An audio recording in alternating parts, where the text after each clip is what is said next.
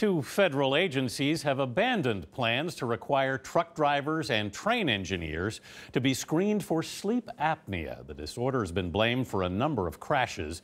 The agencies say the decision to test should be left to railroads and trucking companies. More now from Tony Dokoupil.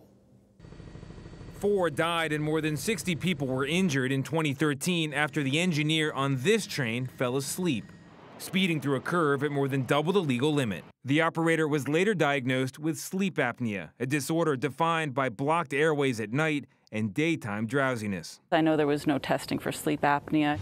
Nancy Montgomery's husband, Jim Lovell, was one of those killed. I know that my husband was on a train going 80 miles an hour for 3 miles, and that the engineer was asleep for that long.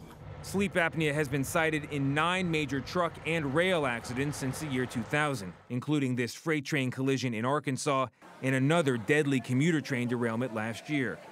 In all, sleep apnea-related crashes have resulted in at least 20 deaths. The Trump administration is dropping a plan that would have required rail and trucking companies to screen for the fatigue-inducing disorder. You cannot argue that this is not putting the public safety at risk. Sarah Feinberg was head of the Federal Railroad Administration under President Obama.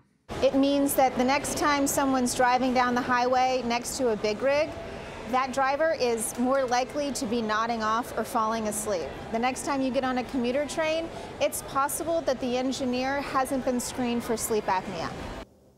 One major commuter rail line found sleep apnea in more than 1 in 10 engineers once it started testing. Regulators in the Department of Transportation called the condition an ongoing concern, but ruled that existing safety programs already address the issue. Anthony. Some alarming numbers there, Tony. Thanks.